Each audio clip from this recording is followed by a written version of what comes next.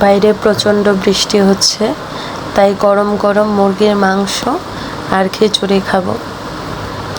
আগে থেকেই প্ল্যান ছিল, তবে গরম থাকায় খেতে পারিনি। আজকে প্রচুর বৃষ্টি হচ্ছে, তাই মূলত খিচুড়ি আর মুরগির মাংস রান্না করা।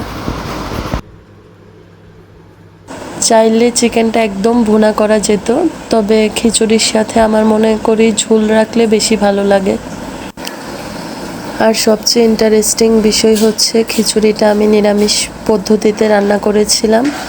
কোনো পেঁয়াজ রসুন কোনো কিছু ইউজ করি নাই, শুধু এলাচি, দারচিনি, তেজপাতা, তারপর গরম মশলা এগুলো দিয়ে পাঁচফোড়ন দিয়ে মূলত খিচুড়িটা রান্না করেছিলাম।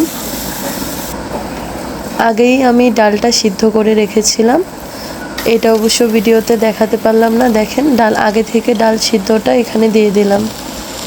চালটা যখন ভাজা হয়ে গিয়েছিল তখন ডালটা নিয়ে কিছুক্ষণ ভেজে নেই, তারপরে পরিমাণ মতো পানি দিয়ে দিই। এটা খুবই সহজ একটা রেসিপি। সাধারণত যখন বাসায় নিরামিষ খিচুড়ি রান্না করা হয় তখন এইভাবে রান্না করা হয়। দেখেন, ভালোভাবে ভেজে নিয়েছি। এখন আমি পরিমাণ মতো পানি দিয়ে দেব। পানিটা আপনারা পরিমাণ মতো দেবেন। আর কালারের জন্য আমি এখানে হলুদ ব্যবহার করব, হলুদটাও পরিমাণ মতো দেবেন। খিচুড়ির প্রসেসিং মোটামুটি শেষ, এখানে আমার আর কিছু করতে হবে না। এখন জাস্ট খিচুড়িটা ঢেকে দেব, ঢেকে দিয়ে আমি মাংসর প্রসেসিংয়ে চলে যাব। মাংসটা আমি আগে থেকেই ফ্রিজ থেকে নিয়ে এসেছিলাম, এখন ভালোভাবে ধুয়ে নেব। দেখেন, মাংসটা পরিষ্কারভাবে ধোয়া হয়ে গেছে। এখন আমি একে একে প্রত্যেকটা মশলা দিয়ে মাংসটা ম্যারিনেট করব। পাশাপাশি আমার খিচুড়ি আর কিছুক্ষণের মধ্যে হয়ে যাবে, সর্বোচ্চ আর 10 মিনিট হয়তো বা লাগতে পারে খিচুড়িটা হতে। এখন আমি সব ধরনের মশলা দিয়ে দিচ্ছি। আমার আগে থেকে ব্লেন্ড করা ছিল, জাস্ট ফ্রিজ থেকে নিয়ে এসে সবগুলো মশলা দিয়ে এখন চিকেনটাকে ভালোভাবে ম্যারিনেট করে নেব। আর সত্যি কথা বলতে চিকেনে আমার ঝাল না হলে ভাল লাগে না, তাই মরিচের পরিমাণটা একটু বেশি দিয়েছি। দেখেন, আমার খিচুড়িও প্রায় হয়ে এসেছে।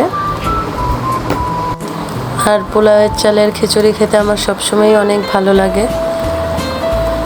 এই যে আমার খিচুড়ি রাঁধা কমপ্লিট, এখন আমি মাংসটা রান্না করব। একদম ঘরোয়া পদ্ধতিতে চিকেনটা রান্না করেছি, তাই পুরো ভিডিওটা দেখালাম না।